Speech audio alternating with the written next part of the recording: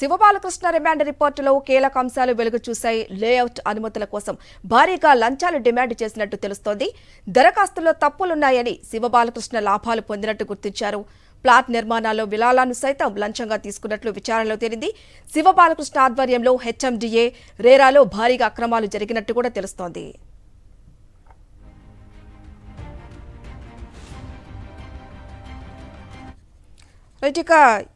ఇదే అంశానికి సంబంధించిన మరింత సమాచారం మా ప్రతినిధి వాసు అందిస్తారు. వాసు, చెప్పండి, రిమాండ్ రిపోర్టులో ఎటువంటి కీలక అంశాలు వెలుగులోకి వస్తున్నాయి?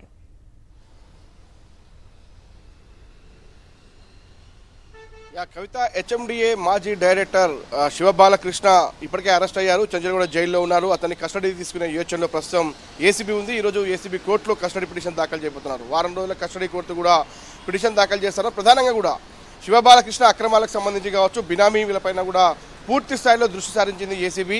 అతని హయాంలో హెచ్ఎండిఏలతో పాటు రేరాలో పనిచేస్తున్న నేపథ్యంలో కూడా జరిగినటువంటి అక్రమాలు, అనుమతులకు సంబంధించి ఎన్ని కోట్ల రూపాయల అవినీతికి పాల్పడ్డాడు, దాని వెనకాల ఎవరెవరి హస్తం ఉందన్న కోణంలో కూడా దర్యాప్తు చేయబోతున్నారు. ప్రధానంగా ఈ ఎన్నికల నేపథ్యంలో అసెంబ్లీ ఎన్నికల ముందు జరిగినటువంటి ఒట్టినాగలపల్లి భూముల రిజిస్ట్రేషన్లు కావచ్చు, ప్రభుత్వ భూములను ఏదైతే కాజేసినటువంటి అంశానికి సంబంధించి గతంలో ఆరోపణలు వినపడ్డాయో దానికి సంబంధించి శివబాలకృష్ణ పాత్ర ఏ మేరకు ఉంది, కొన్ని వేల కోట్ల రూపాయల భూములు అన్యాక్రాంతమయ్యాయి. అప్పటికప్పుడు రిజిస్ట్రేషన్లు అంటే ఎన్నికల నోటిఫికేషన్కు ముందు 3 రోజుల ముందు కూడా రిజిస్ట్రేషన్లు చేసినటువంటి కావచ్చు, క్రమబద్ధీకరణ చేసినటువంటి నేపథ్యంలో కూడా వాటిపైన పూర్తిస్థాయి దృష్టి సారించింది.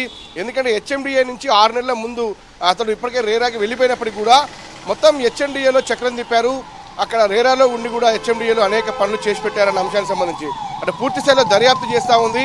ఇక బినామీకి సంబంధించి ఒక డ్రైవర్ పైనే దాదాపు 20 కోట్ల రూపాయల ఆస్తులు గుర్తించారు. ఉప్పల్లో ఉన్నటువంటి తన సోదరి ఇంట్లో సోదాలు చేసిన నేపథ్యంలో కూడా హెచ్ఎండిఏకి సంబంధించి 10 డాక్యుమెంట్లు స్వాధీనం చేస్తున్నారు. వాళ్ళ ఇద్దరి అల్లుళ్ళు కూడా ఇతని దగ్గర అవుట్సోర్సింగ్లో కూడా ఉద్యోగాలు చేస్తూ కూడా మొత్తం దగ్గరుండి చక్కబెట్టారన్న అంశానికి సంబంధించి కీలక ఆధారాలు సేకరించింది. ఇక రిమాండ్ రిపోర్ట్ సంబంధించి కీలక అంశాలు ప్రస్తావించింది. మొత్తం విల్లాల రూపంలో కావచ్చు, అనుమతులు ఇచ్చేటప్పుడు హైరైజ్ బిల్డింగ్లకు సంబంధించినటువంటి వాటిల్లో కూడా ప్లాట్లు పొందిన నేపథ్యం కావచ్చు, నగర శివారు ప్రాంతాల్లో 100 ఎకరాల భూములతో పాటు విలువైన ఆస్తులకు సంబంధించినటువంటి వివరాలన్నీ కూడా రిమాండ్ రిపోర్ట్లో పొందుపరిచింది. అయితే ఎవరెవరి అధికారుల పాత్ర ఉంది, ఎంతమంది కింది స్థాయి అధికారులు ప్రోత్సహించారు అన్న అంశానికి సంబంధించి కూడా ఇంకా ఆరా తీస్తూ ఉంది. కస్టడీ తీసుకొని విచారిస్తే కీలక అంశాలు వెలుగు చూసే అవకాశం ఉంది. మొత్తం 111 జీవో కావచ్చు, ఔటర్ రింగ్ వ్యవహారం కావచ్చు, హైరైజ్ బిల్డింగ్ల పర్మిషన్లు కావచ్చు, పూర్తి స్థాయిలో కూడా ఎన్ని వేల కోట్ల రూపాయల అక్రమాలు జరిగాయన్న అంశానికి సంబంధించి అయితే ప్రస్తుతం ఏసీబీ ఆరాధిస్తుంది. బినామీలను కూడా అరెస్ట్ చేసే పనిలో పడింది. ఇతర అధికారులను కూడా కీలక అరెస్ట్ జరిగే అవకాశం ఉంది.